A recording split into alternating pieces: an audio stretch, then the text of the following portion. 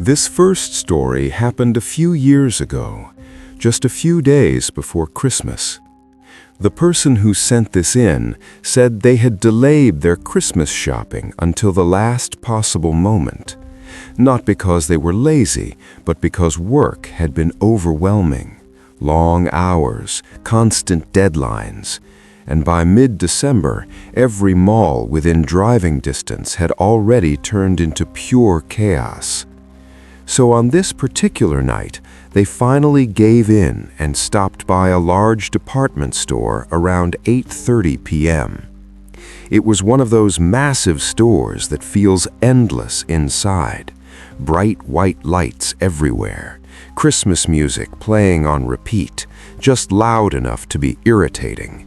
Decorations hung from the ceiling, fake snow taped onto the windows, the kind of place that tries very hard to feel cheerful. The parking lot outside was completely packed, cars circling for spots, headlights flashing. But once they stepped inside, something felt off. The store felt uneven. Some sections were crowded shoulder to shoulder, with people rushing past each other and carts bumping constantly. Other areas were almost empty, quiet, like nobody had stepped foot there in a while. They grabbed a shopping cart and moved quickly, mentally checking items off their list. Socks, a scarf, a couple of kitchen items. Nothing complicated, just basic gifts they wanted to grab and leave with as soon as possible. That was when they realized they had forgotten one important thing. A specific toy their younger cousin had been asking for non-stop. According to the store app, it was still in stock, but it was located in the back of the store, near the seasonal storage section. They hesitated for a moment, then headed toward the back. The farther they walked, the quieter it got. Eventually, they turned into the aisle where the toy was supposed to be, and the moment they did, everything felt wrong. The aisle was quiet, unnaturally quiet. No Christmas music, no carts rolling by, no voices, just the low hum of the overhead lights buzzing faintly. As they walked deeper down the aisle, they noticed someone standing near the far end. A man. He appeared to be in his mid-40s, tall, wearing a long, dark coat that felt strange to see indoors. He was standing completely still, facing the shelves, like he was reading labels. At first, nothing seemed unusual, but then, slowly, the man turned his head. Not his body, just his head. He looked directly at them. No smile, no expression, just a blank stare that lingered a second longer than it should have. Their chest tightened. They immediately looked away and pretended to focus on the shelves. They found the toy quickly and grabbed it, trying to stay calm. Their heart was racing now, but they told themselves they were just being paranoid. It was late. They were tired. That was all. When they turned back toward the entrance of the aisle, they felt it. Someone was closer. The man was no longer at the end of the aisle. He was now only a few steps away, way closer than he should have been. They had not heard him move. No footsteps, no cart, nothing. They froze for a brief moment. That was when he spoke. "Shopping late," he said. His voice was flat, calm, not a question. They nodded awkwardly and tried to push the cart past him, hoping to leave the aisle as fast as possible, but he shifted slightly, blocking the cart. Everyone's rushing makes it easy to miss things. Something about the way he said it made their stomach drop. They forced an uncomfortable laugh and said they were in a hurry. Without another word, they let go of the cart completely and stepped around him, walking quickly out of the aisle. They did not look back, They did not stop until they reached a crowded area near the checkout lanes. Only then did they turn around.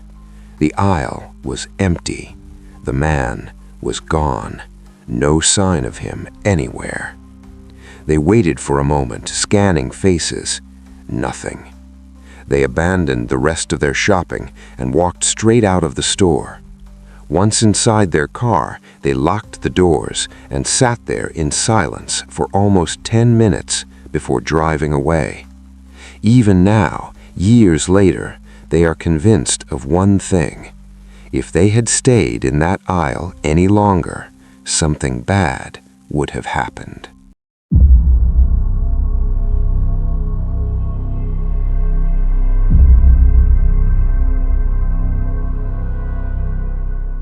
The second story comes from someone who was shopping alone in an indoor mall during a heavy snowstorm.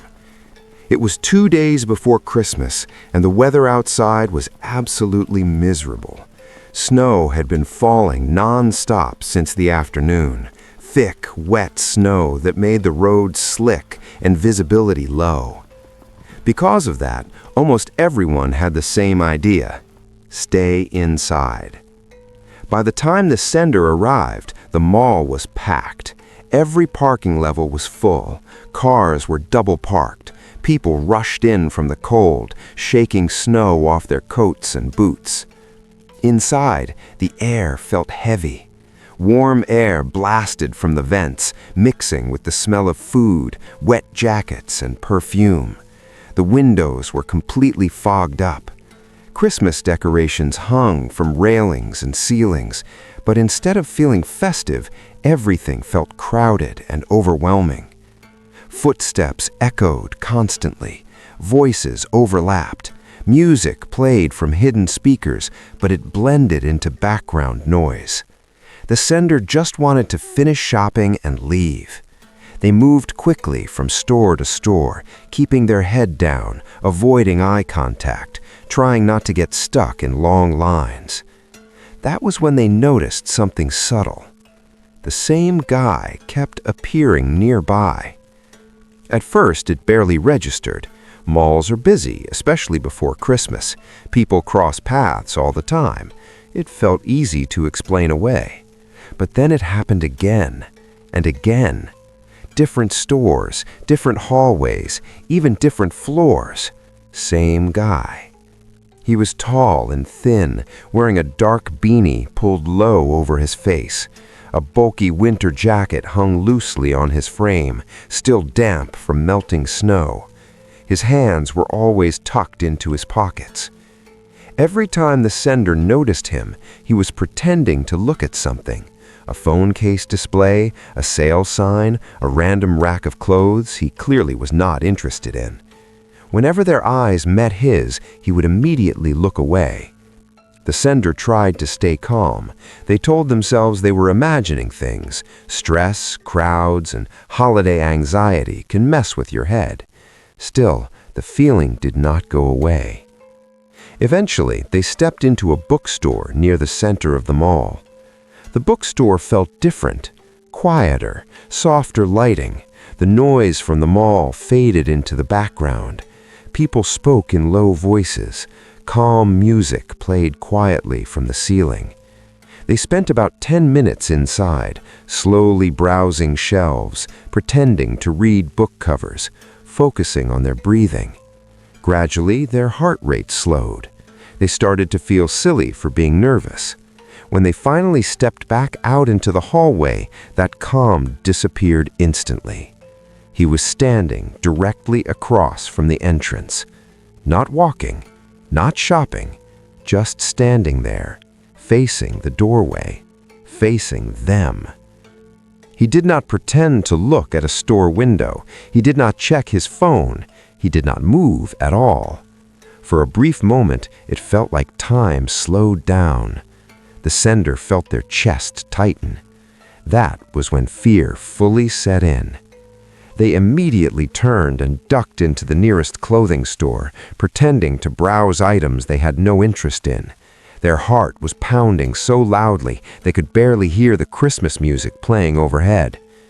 They stood near a rack, pretending to look through clothes, watching the entrance from the corner of their eye. After about a minute, they slipped out through a different exit on the other side of the store. They walked faster now, blending into the crowd, changing direction more than once. They did not see him right away, but the feeling stayed. That heavy pressure in the back of their mind, the feeling that someone was still there. They decided to head toward the food court, hoping the crowds would help them feel safer. The food court was packed. Families, couples, groups of friends, long lines at every counter, trays clattering, people laughing, kids running between tables. They sat down at an empty table and pretended to scroll through their phone, forcing themselves to act normal. That was when they felt it again. That unmistakable feeling of being watched. Slowly, carefully, they looked up. The same guy was sitting at a table across the food court, facing them directly.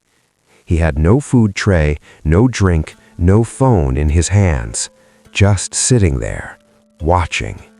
His posture was stiff, his head slightly tilted forward, his eyes locked in their direction.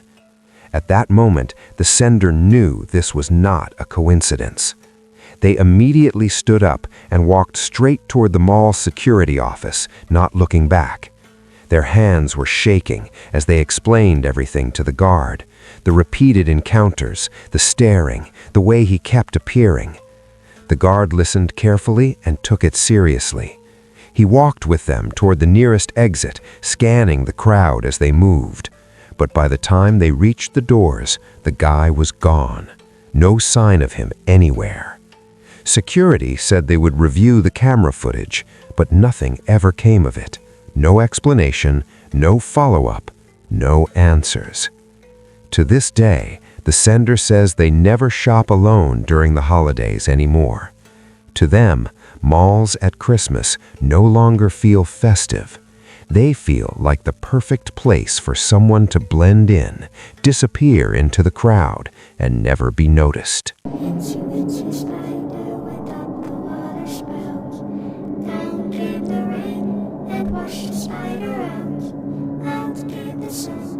The last story is the most unsettling one.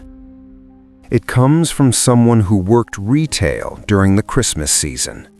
They had worked in retail for several years, long enough to understand how draining the holidays could be.